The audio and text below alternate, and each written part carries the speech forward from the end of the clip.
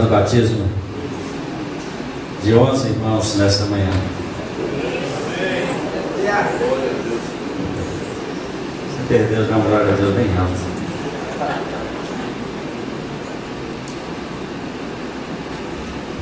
Cadê os irmãos? Desceram as águas que estão aqui? 2, 4, 5, 6, 7. Ué, onde estão os outros? 8, 9, 10. Faltou? Lá atrás, levante a mão, por favor.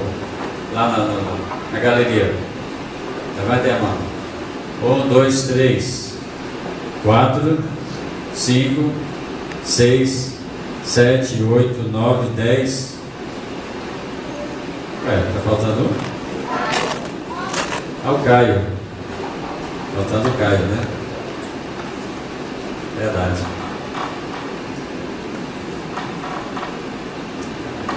Esses irmãos serão os primeiros a participar da ceia hoje.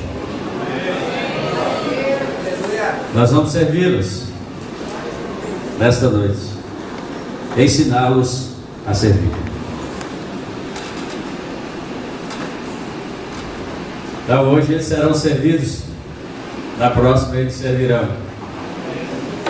É assim que nós fazemos, e é assim que nós aprendemos, e foi para isso que nós viemos a esse mundo. Nós não cantamos assim? Eu vim a esse mundo para servir? Sim ou não? Sim. Então nós viemos para servir. Glória a Deus por isso. Vamos ler um texto? Mas esse relógio passa tão rápido e me falaram que ele está atrasado 7 minutos. Ele já está tão adiantado e ainda está atrasado. Aqui faltam 11 minutos para as 8 horas. Tá certo? No relógio 6 não, né? Falta só 5. Mas vamos ter que acertar esse relógio. Vamos atrasar mais uns 10 minutos, a gente ficar mais tempo.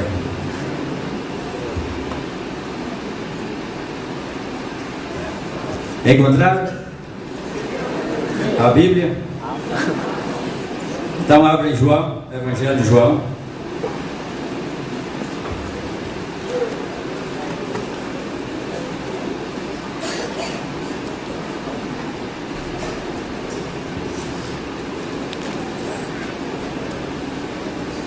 E hoje pela manhã, pastor Alexandre, foi o fechamento também de mais uma jornada, né? Qual foi a matéria? Missão integral da igreja.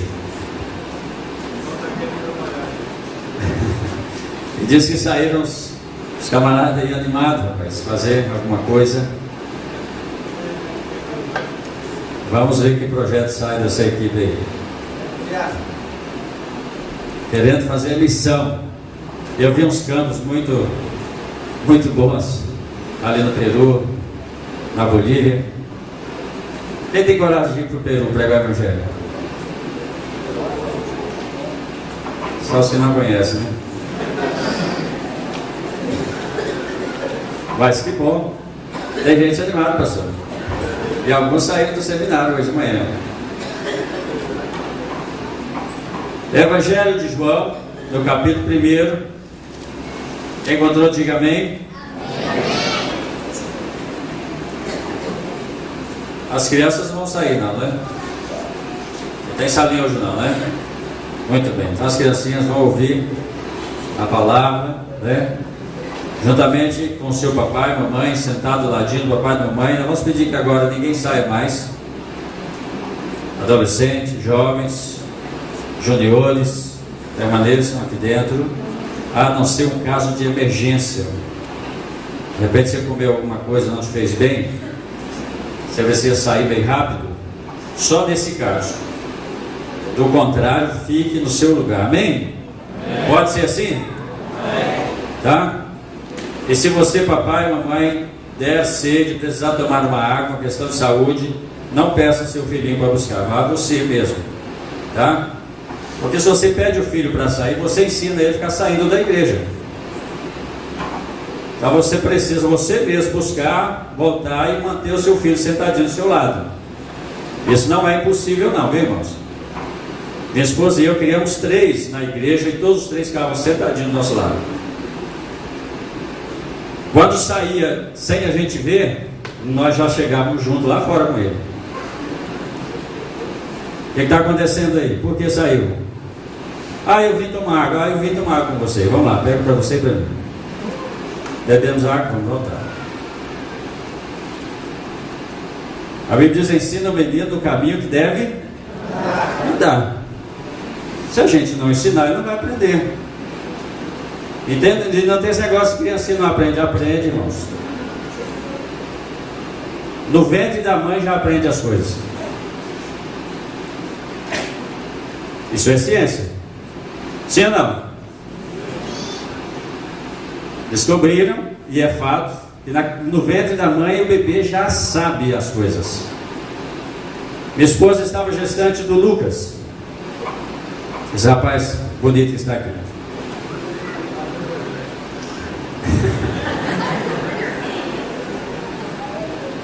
E já estava perto de nascer. E um dia eu observei que ela estava chorando. E eu perguntei para ela: o que foi? Está acontecendo? Aí esse menino está me batendo muito aqui por dentro. Está chutando e está batendo os pés e eu não estou aguentando. Eu colocava a mãozinha, realmente o pezinho empurrava de um lado, empurrava do outro. Ela disse: eu não estou aguentando. Estava me machucando por dentro quase. Aí eu coloquei a mão sobre a barriga da minha esposa e falei para ele assim: filho, você está machucando a mamãe. Você está machucando a mamãe. Então eu peço que você pare de fazer o que você está fazendo, porque senão a mamãe não vai aguentar. Ela já está chorando. Foi eu terminar de falar, parou tudo. Na hora. E até nascer não machucou mais. Fala: pastor, é coincidência. Pode pensar que é coincidência, mas eu falei, ele atendeu e parou.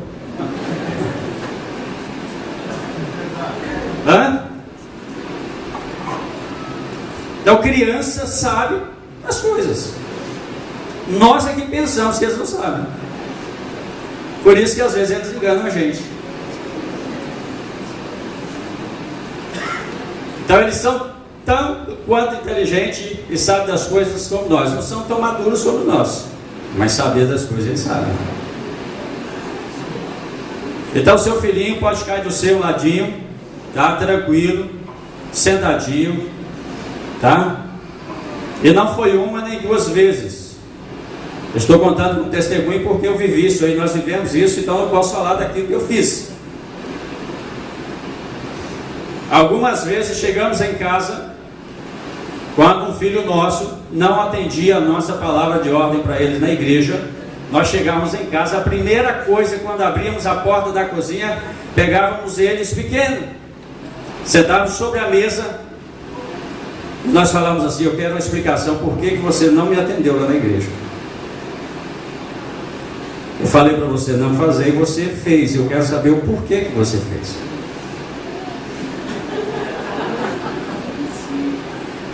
Sim, irmãos. Se você deu uma palavra de ordem para o seu filho e ele não te atendeu, você precisa saber o porquê que ele não te atendeu. Você é autoridade sobre a vida do seu filho. E algumas vezes tinha explicação, mas nós não engolíamos. Mas a maioria das vezes não tinha. E aí eles tinham que nos engolir. E nunca fomos de espancar e dar pancada e bater. Não, irmãos. Mas é fazer valer a sua palavra. Não precisa agressão. Só precisa fazer valer sua palavra de autoridade. Quem está entendendo, diga amém. Amém. Não sei por que estou falando isso, mas creio que é de Deus para a minha vida e para a sua vida.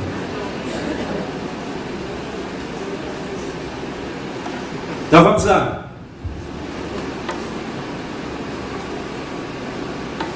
Evangelho de João, no capítulo 1, do verso 1 a seguir, diz assim: No princípio era o Verbo, e o Verbo estava com Deus, e o Verbo era Deus. Ele estava no princípio com Deus. Todas as coisas foram feitas por Ele, e sem Ele nada do que foi feito se fez. Nele estava a vida, e a vida era a luz dos homens. E a luz resplandece nas trevas, e as trevas não a compreenderam. Houve um homem enviado de Deus, cujo nome era João. Este veio para testemunho, para que testificasse da luz, para que todos crescem nele, ou por ele. Não era ele a luz, mas veio para que testificasse da luz. E ali estava a luz verdadeira, que alumia a todo homem que vem.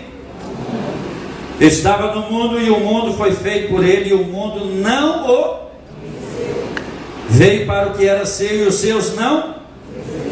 Mas a todos quantos o receberam, deu-lhes o poder de serem feitos filhos de aos que crêem no seu, os quais não nasceram do sangue, nem da vontade da carne, nem da vontade do varão, mas de Deus.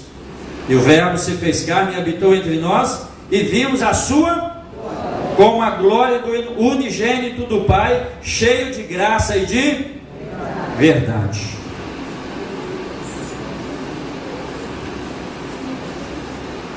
Hoje nós estaremos ministrando a ceia do Senhor.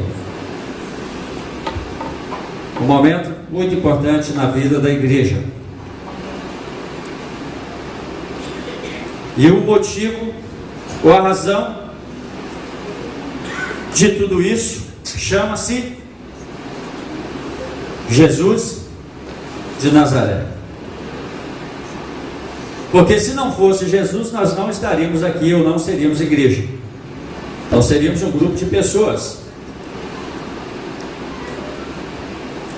Mas Jesus é a razão de tudo isso. Então nós estamos lendo o texto que fala sobre o Verbo, que é Jesus. E assim como o batismo também, atendendo uma ordenança de Cristo, mas ele é um ato simbólico. Como nós falamos ali no local do batismo. Batismo nas águas não lava pecado de ninguém, não santifica ninguém, não purifica ninguém. O que faz isso na nossa vida, quem fez foi Jesus através do seu sangue. Como diz lá em 1 João 1,7: se andarmos na luz, como Ele na luz está, temos comunhão uns, e o sangue de Jesus Cristo, seu Filho, nos purifica de todo pecado. Estou falando isso porque de manhã eu falei para os irmãos ali no batismo. Semana atrasada eu estava conversando com a família, visitando, que tem alguns filhos ou filhas que estarão participando do batismo, ali em uma linha, na missão que nós temos ali na linha C10. E essa irmã está indo para a igreja recentemente, pelo menos lá na missão, e o esposo ainda não é evangélico, e ela me fez uma pergunta enquanto eu explicava ali sobre o batismo para aquela família.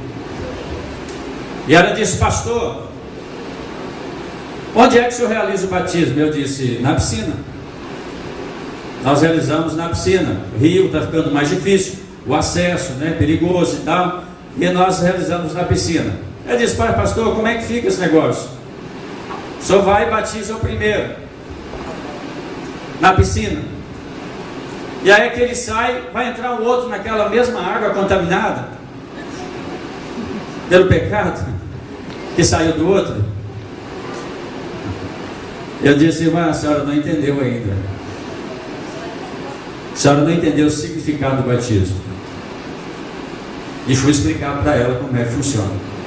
Assim também, a ceia do Senhor, ela é um ato simbólico. O suco que nós tomamos, ele representa, ele simboliza o quê? O sangue de Cristo. E o pão simboliza o corpo, a carne de Cristo. Por isso que Jesus disse: quem não comer da minha carne e não beber do meu sangue, não tem parte comigo. nós estaríamos enrolados se isso fosse literalmente falando, né? E Jesus já morreu há quanto tempo? Como é que nós iríamos comer da carne de Jesus? Nem seria legal, né, comer carne humana e nem beber sangue. Mas Jesus estava falando dessa aliança com Ele, desse pacto, que é um pacto de sangue. Apesar de nós não derramarmos o nosso sangue, mas Jesus derramou o sangue dele, e o sangue dele é aspergido sobre todo aquele que confessa Jesus como Senhor e Salvador. E no ato simbólico nós então bebemos do sangue e comemos da carne, que é a ceia do Senhor. Por isso tem uma simbologia e também é muito importante na vida da igreja. E esse homem chamado Jesus, Jesus de Nazaré, é que João está falando dele nesse texto que nós lemos. No princípio era o verbo estava com Deus e o verbo era Deus. Parece que João está tentando dizer assim: eu vou explicar esse negócio para vocês não pensar que Jesus surgiu assim do nada. De repente, no meio do caminho, Jesus aparece mais um personagem aí na Trindade, que antes era só duas pessoas, Pai e Espírito Santo. Agora no meio do caminho nasce um assim, Jesus, e se torna mais um da Trindade. Aí João vem dizendo: olha, esse Jesus que nós conhecemos, que nós andamos com Ele, ouvimos da parte dEle, esse é o verbo que já existia desde o início, desde o princípio. Esse Jesus era o verbo, ou é o verbo que se fez carne, é o verbo encarnado. Quando João diz que no princípio era o verbo estava com Deus, o verbo era Deus e ele estava no princípio com Deus, João está dizendo assim: existem a construção ou a criação que Deus fez com o verbo, com a sua palavra. Ou seja, Cristo era o agente divino para a realização ou a criação de todas as coisas no princípio. Então, quando Deus cria todas as coisas, quando nós vemos lá em Gênesis a criação de todas as coisas, nós vemos ali, pela palavra do Senhor, Deus dando uma ordem para que as coisas acontecessem, não é assim? E haja luz, aí a Bíblia diz: e houve luz. E haja animais, e houve animais, e haja isso, e haja aquilo. Foi criando todas as coisas. Então esse verbo, essa fala, essa palavra de Deus criou todas as coisas lá no início, no Antigo Testamento, quando se trata da criação. Mas quando fala da graça de Deus, quando fala do momento em que Deus decidiu cumprir a sua palavra, a sua promessa que havia feito para o ser humano, que da semente da mulher esmagaria a cabeça da serpente, então Deus decidiu agora não apenas criar um novo tempo ou um mandamento novo, como disse João, simplesmente com a sua palavra, mas ele mandou agora o verbo vivo, que é o seu próprio Filho, chamado Jesus. Não apenas Deus começou a falar como seria daqui para frente, mas Ele se fez carne na sua palavra, do seu Filho, Jesus de Nazaré, e através de Jesus começa-se um novo tempo, que nós chamamos de tempo da graça. Por isso que João fala que nós vimos a glória como a glória do unigênito do Pai, porque agora o verbo de Deus se tornou algo visível. Os homens começaram a ver a glória de Deus na vida do Filho de Deus, chamado Jesus.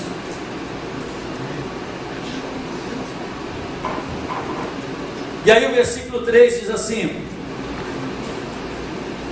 todas as coisas foram feitas por Ele, e sem Ele nada do que foi feito se fez. O versículo 4 diz assim: nele estava a vida, e a vida era a luz dos homens. Nele estava a vida, e a vida era a luz dos homens.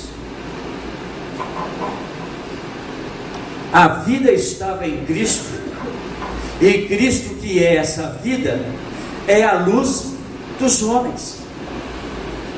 Isso quer dizer que os homens estavam em trevas. Se Jesus é essa luz que alumia os homens, como está no versículo 9, que veio ao mundo, e Ele é essa vida, então Cristo é a nossa vida. Por isso que João escreve dizendo que quem tem o Filho tem a vida. Eu gostaria que você abrisse a sua Bíblia lá em 1 João, no capítulo 5, verso 20.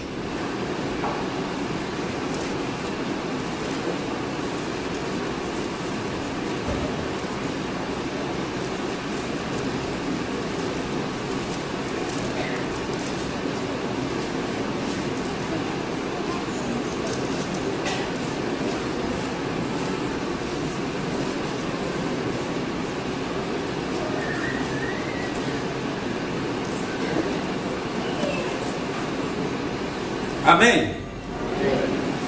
1 João, já nas cartas de João, tá? Lá pertinho de Apocalipse, no capítulo 5, verso 20, diz assim: e sabemos que já o Filho de Deus é vindo, e nos deu entendimento para conhecermos o que é verdadeiro.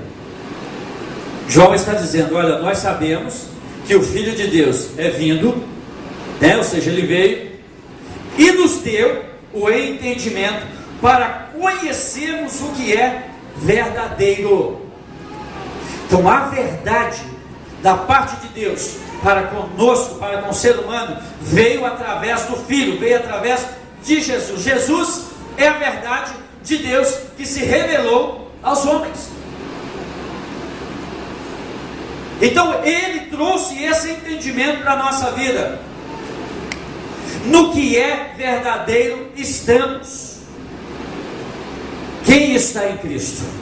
Diga assim, aleluias. Aleluias. É o que João está dizendo. No que é verdadeiro você está. Porque se você está em Cristo, você está na verdade. Isto é, completando o versículo, em seu Filho Jesus Cristo. João está dizendo, nós estamos no que é verdadeiro, ou seja, nós estamos no Filho de Deus, que é Jesus Cristo. Esse é o verdadeiro Deus e a vida eterna. Por isso que o apóstolo Paulo, lá em 2 Coríntios capítulo 5, verso 17, ele diz assim: olha, se alguém está em Cristo, nova criatura, e as coisas velhas, está entendendo? Paulo diz assim: se alguém está em Cristo, confirmando o que João diz, ele é uma nova criatura, as coisas velhas passaram e tudo se fez novo. Por que tudo se fez novo, irmãos? Como é que se faz algo novo na sua vida? Deus faz mágica conosco? Deus dá um estalo de dedo assim lá do céu? Humanamente falando, né? Deus é Espírito, a Bíblia diz que Espírito não tem corpo. A gente fala estalo de Deus só para a gente entender, né? No passo de mágica. Deus faz isso, e nós amanhecemos assim, vendo coisa diferente, vendo os anjos e vendo tudo, e sendo aquela outra pessoa sem condição de fazer algo errado. É assim que acontece conosco? Então como é que se explica a fala do apóstolo Paulo dizendo que nós somos nova criatura se nós estamos em Cristo? As coisas velhas passaram e tudo se fez novo na minha vida.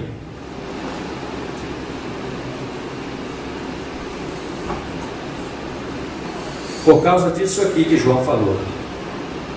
Ele nos deu o entendimento para conhecermos o que é verdadeiro. Sabe o que é que muda? O seu entendimento. o seu entendimento, a sua mente começa a ser transformada, começa a ser renovada. É por isso que às vezes acontece com você, você começa a meditar na palavra, ler alguns textos que você às vezes já leu anteriormente e fala assim: olha, eu não estava entendendo esse negócio, agora eu estou entendendo. Eu não sabia como é que funcionava isso aqui, agora eu estou entendendo, porque a verdade que é Cristo está em você, e pelo Espírito Santo de Deus, Ele te dá o entendimento, porque Cristo é a verdade em nós, na pessoa do Espírito Santo, que nos dá o entendimento para entender o que é verdadeiro. E agora o que é errado não nos cabe mais, porque agora eu sei o que é verdadeiro. Amém? Amém? Eu sei o que é verdadeiro. A vida de Cristo está em mim. A vida de Cristo está em você. Ou seja, a verdade agora está em você, na sua mente, na sua consciência.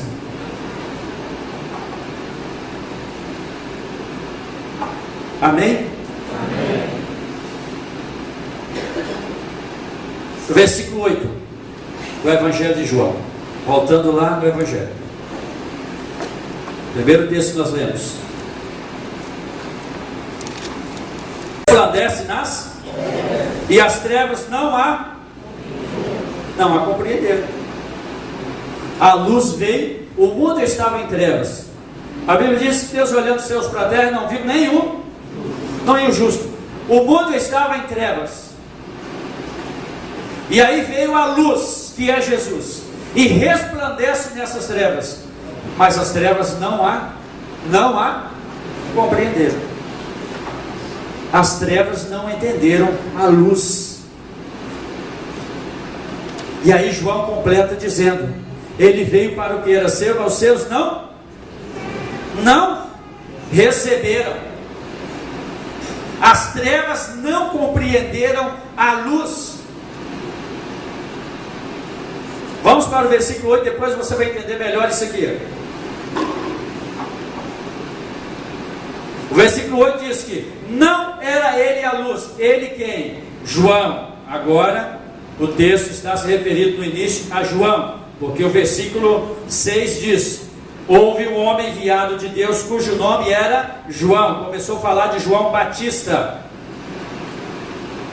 que foi o precursor aí de Cristo, abrindo o caminho, mostrando que Cristo havia chegado, e no momento oportuno ele iria se manifestar como Filho de Deus, e ele era de fato o Filho de Deus. João começou a abrir o caminho para as pessoas entender quando Jesus revelasse ao mundo.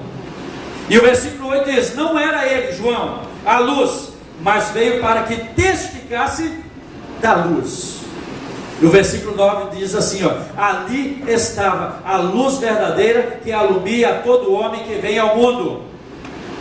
Não é todo homem que vem ao mundo, é a luz verdadeira que veio ao mundo, que alumia todo homem. Entenderam?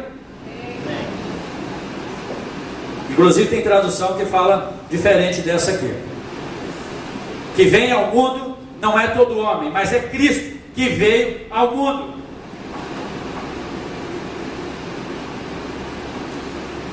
Agora uma coisa interessante: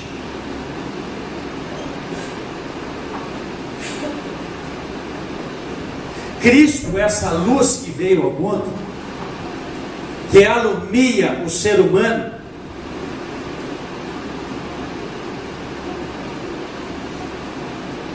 ou seja, torna-se claro,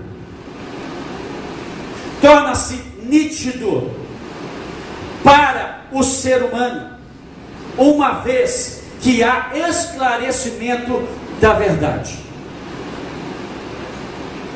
Quando Jesus veio, o mundo estava em trevas. Entenderam até aqui?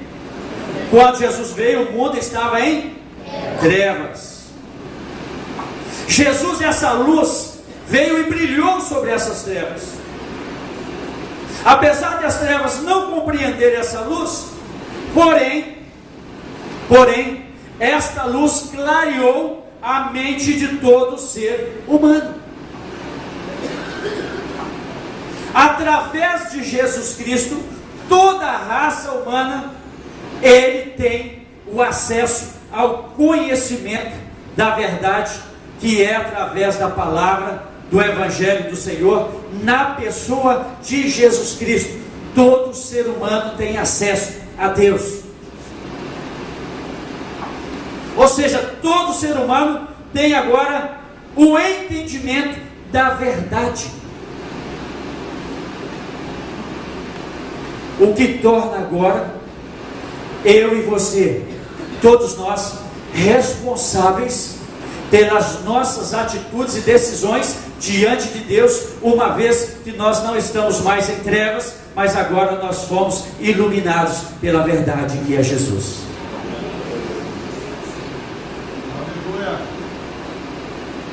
Agora os seus passos, os meus passos, não são dados mais no escuro. A minha vida não se conduz mais em trevas. A minha vida agora se conduz na luz, na verdade, que é Jesus. Ou seja, eu não sou mais conduzido como cego, guiado por cego, levado como cego. Eu agora vejo a luz de Cristo está em mim. Ou seja, os meus pensamentos, os meus atos, a minha vida é iluminada pela verdade que habita em mim, que é Jesus Cristo. Já não ando mais em trevas. Você não anda mais em trevas. Você tem a luz da vida, que é Jesus. E agora, irmãos, o maravilhoso de tudo isso é que com essa descoberta nós entendemos e também descobrimos que nós podemos chegar diante de Deus com as nossas orações. Amém? Amém. Você perdeu de dar glória a Deus? Não sei porquê. Eu falar que você agora tem acesso a Deus. Você pode falar diretamente com Deus. Tem privilégio maior que esse? Não? Você poder falar diretamente com o Criador.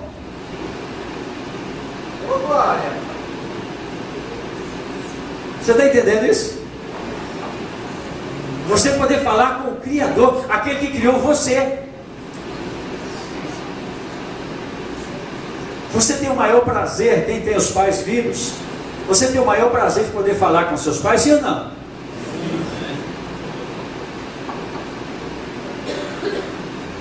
Quantos aqui ainda tem os pais vivos? Não é um prazer poder falar com os pais? Se você passar 1 ano, 2 anos, sem poder conversar com seu pai, sua mãe, você fica aborrecido, querendo viajar, querendo, né, chegar onde estão os pais chegar até você, para você passar um tempo com eles, conversar. Ah, pastor, não conversa com meu pai, não, sou obrigado com ele. Conserta com ele logo. Conserta logo. E você tem filhos, se não tem, pode ter. E se um dia teu filho falar que não quer conversar com você, você vai morrer triste.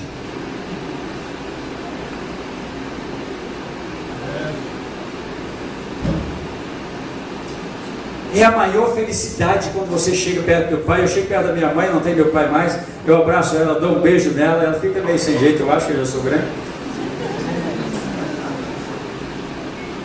E ela fica toda cheia. Eu falo com as pessoas assim, quando não conhecem, né? Aí eu apresento, olha, essa é minha mãe, com todo orgulho. Aí eles falam assim, prazer. Eu falo assim, agora você sabe por que eu sou bonito, né? Olha para ela. Só tem minha mãe. Se é um prazer você poder conversar com seu pai, a sua mãe, imagine o seu prazer, a sua alegria de poder conversar com o Criador de todas as coisas. Poder falar com Deus. Você poder dirigir palavras a Ele. Diretamente, sem precisar de um intermediador. Intermediador chamado homem, né? Ser humano, raça humana. Como antigamente faziam. Você confessava para alguém apresentar a Deus. Hoje não precisa mais. Quando Jesus morreu, a Bíblia diz que o véu do templo se rasgou de alto. Não precisa mais você confessar o seu pecado para outra pessoa, outro ser humano, para esse levar a Deus. Você pode até confessar no contexto de buscar ajuda para resolver aquela situação diferente, mas para perdão de pecado você fala diretamente com Deus, com o Pai.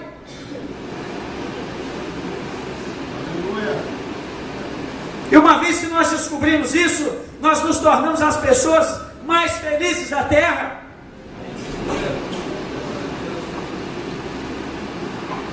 Sabe por que isso? Porque nosso entendimento foi aberto, clareou-se a sua mente, a nossa mente, através da verdade que é Jesus, que está em nós. Mudou-se o nosso entendimento. Uma vez mudado o nosso entendimento, mudou a nossa filosofia de vida.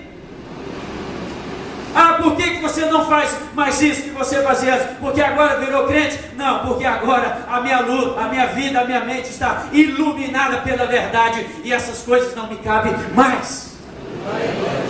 Não é denominação, não é o título de crente, não é pastor, não é irmão da igreja, é a minha mente que foi transformada. Não é alguém que me conduz e diz o que eu devo, não devo fazer. É a luz que resplandece dentro da minha vida, que me mostra o caminho certo. E os meus passos são corretos, porque eu consigo enxergar a verdade.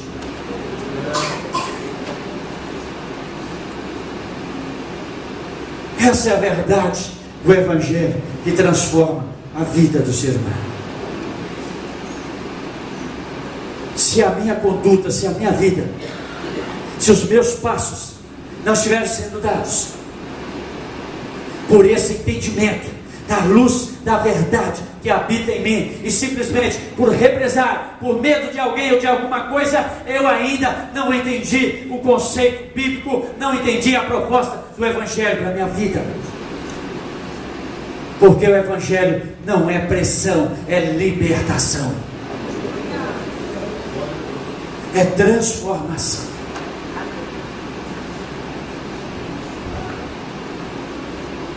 O que Paulo diz: as coisas velhas se passaram e tudo se fez novo.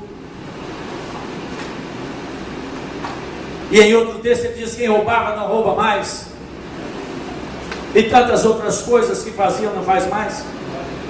Não é porque alguém colocou um cabresto e fica guiando você para lá e para cá, não pode isso, não pode aquilo, não faz isso, não faz aquilo, olha se o irmão vê, olha se o pastor vê. Não, é porque o Evangelho transformou, limpou a sua mente, te tirou das trevas, colocou na luz, e hoje você enxerga a verdade. Você não é mais cego, você agora vê, porque tem uma luz dentro de você. Por isso que Jesus disse: vós sois a luz e o sal da terra. Porque a glória que estava simplesmente só no Pai, na criação de todas as coisas, João disse que agora foi manifestada aos homens, e nós vimos a glória de Deus manifestada em nós, no seu Filho Jesus. Aquele que era encoberto aos homens se revelou em Cristo. Aquilo que nós não tínhamos conhecimento, agora nós temos em Cristo Jesus. E Ele é Deus. Jesus é Deus.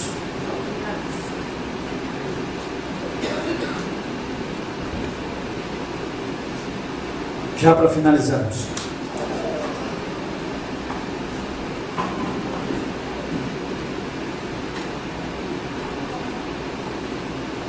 o versículo 11 diz, João diz assim: veio para o que era, e os seus não receberam.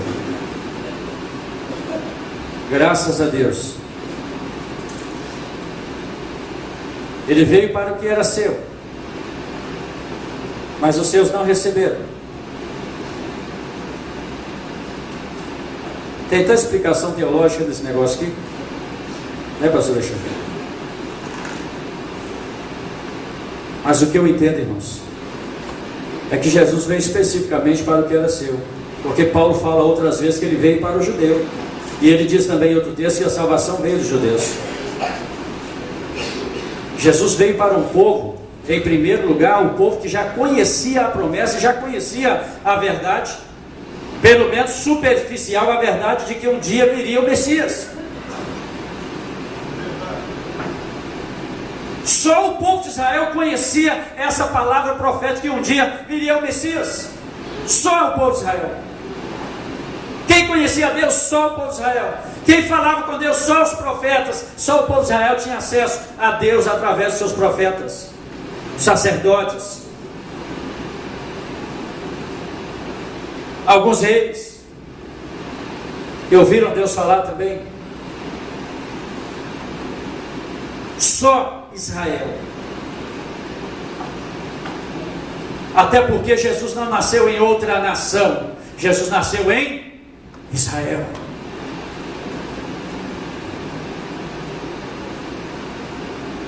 Então ele veio em primeiro lugar para aquele povo que já conhecia, pelo menos em parte, a Deus,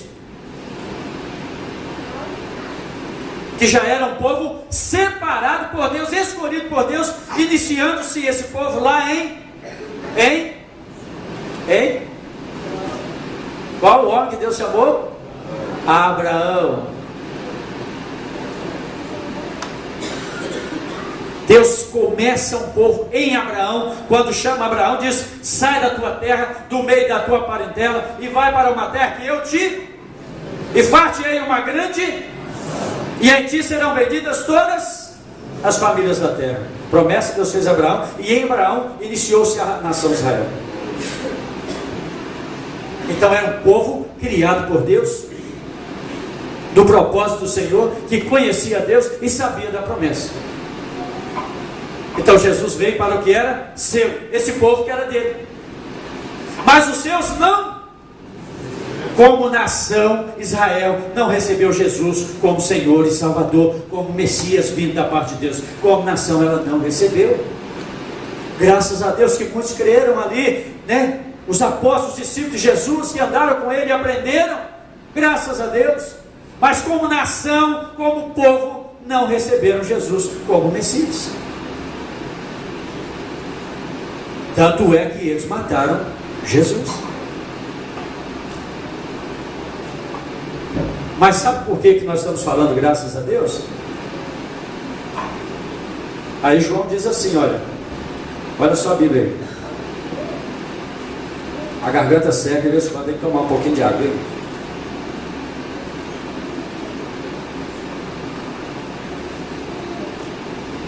Versículo 11 e 12. E veio para o que era seu, mas os seus não receberam. Mas a todos quantos o receberam, deu-lhes o poder de serem feitos filhos aos que crê, a saber, aos que crê. Graças a Deus.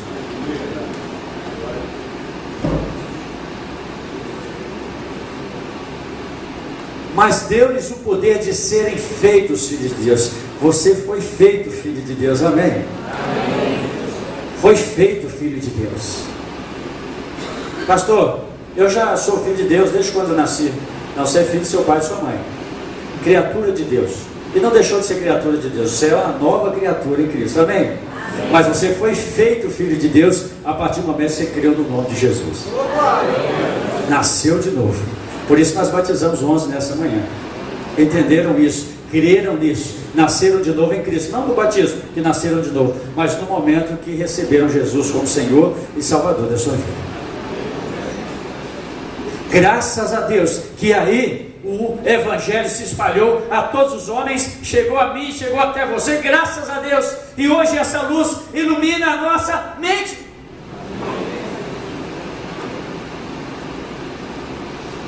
E em Cristo eu me tornei, você também se tornou, nós nos tornamos corredeiros com Cristo da graça de Deus, aleluia. Por isso que Jesus é chamado, né? O primogênito de muitos irmãos. Jesus o primeiro de muitos irmãos. Então Jesus tem um tanto de irmãos, você nem imagina, inclusive eu e você. Olha para o irmão está lá, a cabeça que nem. E aí, você é irmão de Jesus ou não é? Hã? Por isso que nós chamamos uns aos outros de irmãos. Ué, se todos são irmãos de Jesus, você é meu irmão. Sim ou não? Claro, por isso que eu falo, ô meu irmão, a paz do Senhor, meu irmão. Ou graça e paz, meu irmão, tanto faz. A paz é só de Jesus mesmo.